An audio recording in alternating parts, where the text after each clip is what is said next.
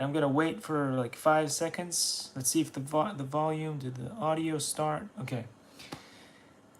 All right, guys, welcome to the heroes of the Puniverse. So today there's got a lot of stuff that I need to go over, but let's start by saying a quick thank you to, let's see, we can put this over here, to Captain Drone, because thanks to Captain Drone's video, I was kind of able to do what I wanted to do. So it was in collaboration with that and SpeedyBee and their app that I was able to sort of get this running. It's not fully running, but we'll get there. Anyway, take a break to say, toss la salade. And if you don't know what that's all about, you should go check out Moon Tell That. I didn't know that they had a YouTube channel until recently, but I saw them on TikTok and big fans of their funny videos. So toss la salade. And as a vegan, I think it's a pretty good thing, because if you get in an argument, if you toss a salad, at least if some of that ends up in their mouth, they might eat extra vegetables. So, you know, good stuff. Good stuff. Oh, let's get into the meat and potatoes of this video, because the reason why I decided to pick up the Avata best competitor, which would be this. This right here is the Avata's best competitor, and the reason why it's the best competitor is because it's one of the only drones that works with the SpeedyBee app. Now, I'm still struggling to get that special adapter so that I can connect SpeedyBee to all the other drones that I've got. But for now, we'll take the win that we've got. So we were able to sort of, kind of, get this to run. And again, yesterday I did a live stream where I tried to do it all on the spot, in the car, on the road. And yeah, that was not successful because I just didn't know enough about all the cool things that you do with this thing here, the Radio Master Zorro. So anyway, I don't know, was that a Z?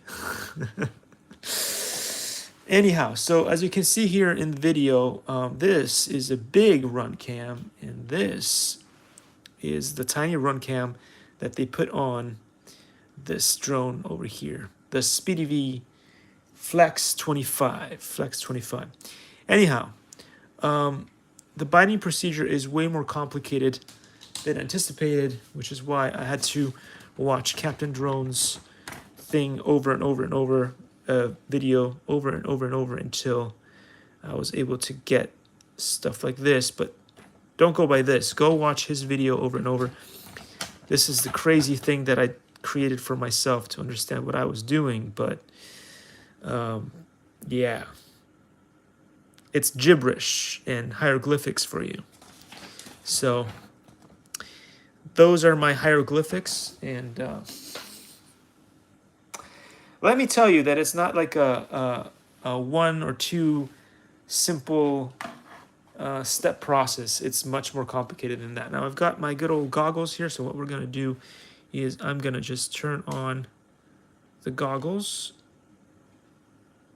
I'm gonna turn on the goggles. Let's try that again. There we go. And let's try not to destroy the crossfire receiver while I do it, because that would be bad on so many different levels. We'll turn on, oh look, it's like the Avatar. I know this thing here eventually is gonna, you know, come loose and break, because it does on pretty much most of the other things that I've got, but they use a lot of these things here. But luckily it's not on a stress point here, so there's no propellers on this remote. Anyhow, let's make sure all the switches are down, because we don't want to fly away in the kitchen here. And we'll turn on the remote. Welcome to HTX. Yes. Let's move awesome Captain Drone Mobile to the side here for a second. And let's bring the SpeedyBee into here where we can sort of turn it on. And it was really difficult. It took a lot of messing around, and this thing here, when you first get it, comes with a flashing light over here, And as I was programming the new stuff into this remote, what happened, which was not a nice thing, the light turned off, and I went crazy over this for a while because I thought that maybe this receiver here, this extra module that you stick on, had its own battery source or whatever.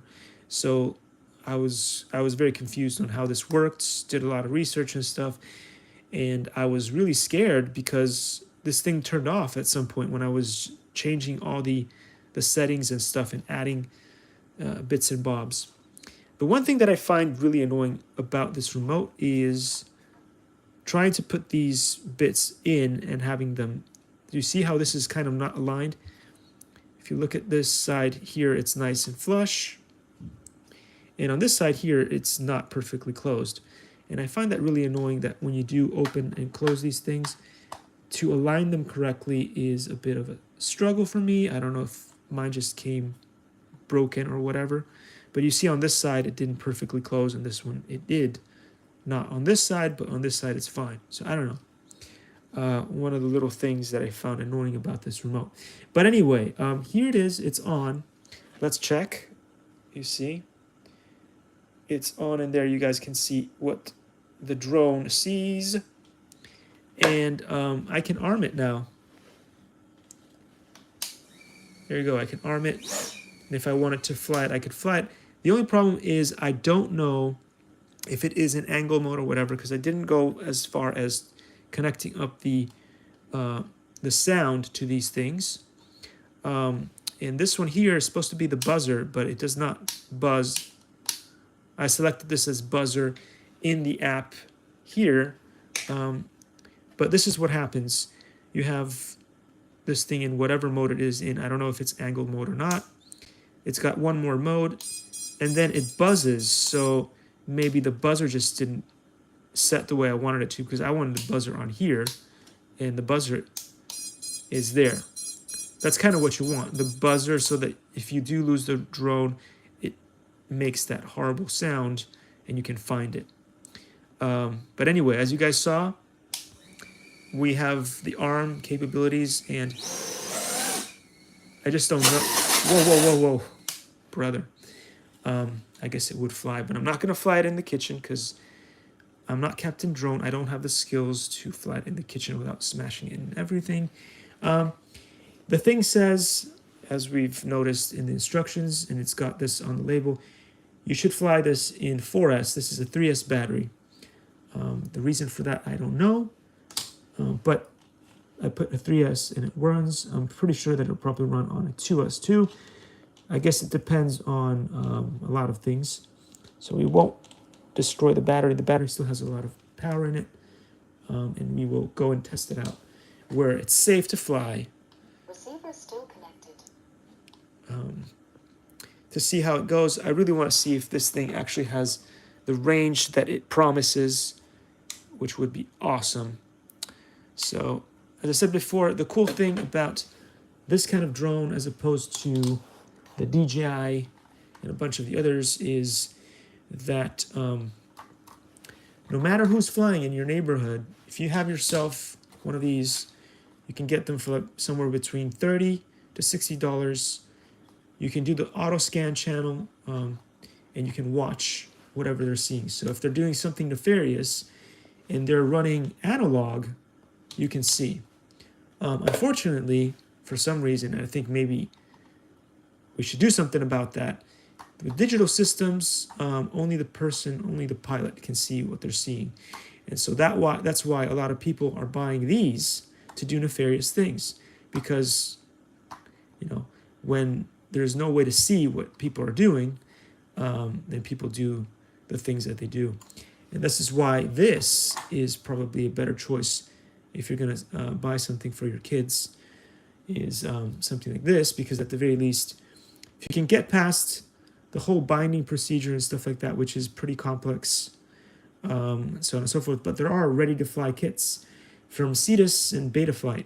So I would recommend you guys get a good old Cetus Betaflight. If you want to learn FPV, don't get one of these, because this is not FPV to begin with. But most people are buying these, which are, I mean, I love this. This is my favorite DJI drone that I've ever owned. Very stable, very good. But it comes with a whole bunch of other issues. And these days with the usual suspects causing trouble and causing the FAA to crack down on everything, this is becoming something that is a little bit annoying. Now, the bonus, let's say, of this is that it's digital. So if you're running with your phone, whatever, you get more range. And I know that a lot of people are saying, well, Mr. Steele and a bunch of the other awesome flyers and drone pilots and stuff get more range out of this kind of thing. But you have to know how to navigate your SpeedyBee app or get on, Betaflight on the computer in order to get range on these things. So if you buy a Cetus or any of those things, they're kind of locked down to maybe, I think the maximum I ever got by using goggles like these and patch antenna, whatever, the best that I was able to get is maybe your typical baseball or softball pitch is as far as you're going to get, and the signal just, it's just not good. So if there's any trees between you and the remote, it's kind of terrible. Well, on this, with the digital system, you actually get slightly better penetration. So that's kind of where the issue lies right now with these technologies. I prefer, to be honest, I prefer this. This is kind of useful because, again, the form factor, everything, it's if you get it with the Fly More combo, the case and everything, you just put it in your case and you just basically walk and go wherever you want. With these things, they don't have a case for them unless you get the Cetus. So again, that's why I recommend this company right here, Beta FPV, because you can get something like this, a little bit smaller, with all the batteries and the charger and everything, the remote, just like you would in a DJI system. And so that makes it easier to lug around and go to the field or whatever and have fun with it.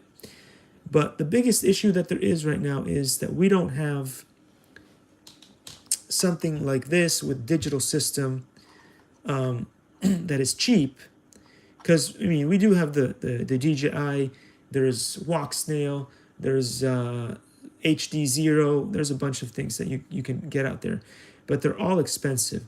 So I think what the industry needs right now is something that comes in somewhere between half the price or a little bit cheaper than what you can get as a digital system from Walk Snail, DJI, or HD0, with great range, maybe not as good quality camera. So it'll be a little bit like this, which you get in the analog, but digital. So if there's a company out there that's willing to create something like that, they'd be a winner right now, because imagine if you can get a ready-to-fly kit with everything. You got the battery, you've got the charger for the battery, you've got the remote, everything that you'd get from something like you'd see on Beta FPV, or you would get when you buy one of these DJI expensive machines. But with all that, you also get decent range that you get on a digital system.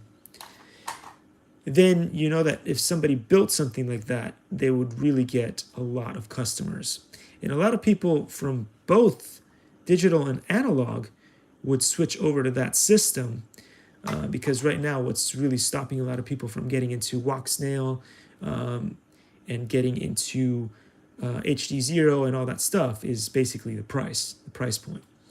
So yeah, that is the one thing that the market is missing right now that could be filled by whoever is willing to go that route. But yeah, as I said before, the beauty of the analog system right now, and I'm hoping, I haven't tested it out yet, the reason why I got this amazing Radio Master Zorro with this cool thing here, the SpeedyBee Flex 25. The reason why I got that is because I was hoping that this, with this cool crossfire receiver in the back, will send a better signal from the drone to the goggles. Again, I don't need a lot of range. I don't need as much range as you get on a DJI model, or any of those other cool ones. Hubsan, like the Hubsan Zero, Hubsan Mini. So DJI, Hubsan, Fimi, who else is there? Autel. There's a bunch of other companies that make amazing drones and stuff. And all the digital systems that I've seen beat the analog out of the box system. Now, again, as I said before, if you are super intelligent and you know how to get into this app here, the SpeedyBee app, and you can connect that app onto the computer or whatever, or onto the drones and stuff like that, and you can meddle around. You can use the computer, or you can use, there is a adapter that allows you to do all this cool stuff. Mine, unfortunately, is still stuck on eBay, and eBay doesn't have a chat support system anymore, so you either give them a call or you wait forever to get that. So eventually I'll get it, hopefully, or they'll give me a refund, full refund, and I will buy it from a different seller. But for now, we're just stuck with this. So today or sometime, I'm going to test this out on the field and see if this crossfire system, this cool thing right here that you're seeing, gives a better boost to the goggles and I can see further. Again, all I would need, and all most people want, is about a football field or a baseball field worth of flight, so that you can do something without it constantly like quitting out on you and you crashing your drones. Because again, the hardest part of flying both digital and analog, whatever, is when you lose the signal and then you don't know what to do. And most people, especially the beginners, when they don't know what they're doing, is they freak out. And instead of letting go of the throttle and just gently putting your drone down to wherever it was, so that you can then walk over there or run over to wherever it was and find your drone, what usually happens is they will either just hit the throttle higher and then try to move back, so that hopefully they'll get better signal, which is what the pros are capable of doing. But for beginners, I actually don't recommend doing that, because I tried that in the past, and a couple of times you don't know what you're doing, so you just flick it up, and you're trying to go backward, but sometimes you'll keep going forward or whatever, and you'll just lose your drone. You won't know where it is. So instead of doing that, if you lose signal at any point, just drop the throttle so that the drone will come down. Well, I mean, I like to fly low. So if you're like really, really high up there, then I can't recommend you do the same thing. But still, maybe drop the throttle gently and come to a halt or whatever. If you're flying with this, it'll just stay in place. So maybe don't do anything. It'll just stay where it is, and maybe you can walk towards it and get your signal. But anyway, what usually happens is people freak out. They're flying. They lose the signal, and they might go faster or turn or do whatever, and then they lose their drone, because the camera is going to keep recording until it sees. Once it stops seeing, it cannot see any further. So all you have to do is find that footage and study it and find where it was last. But if you've moved around far from the location where it was, then chances are you might not be able to find it. So there you have it, guys. There you have it. Now with these, the cool thing about these is they have GPS, so you can press the return to home button and they'll come back to you. With these, it'll be wherever it is and where you lost signal last. So there you go. Now you guys have a lot more information on the difference between analog and digital. And again, this is far more budget friendly for you than the Avata.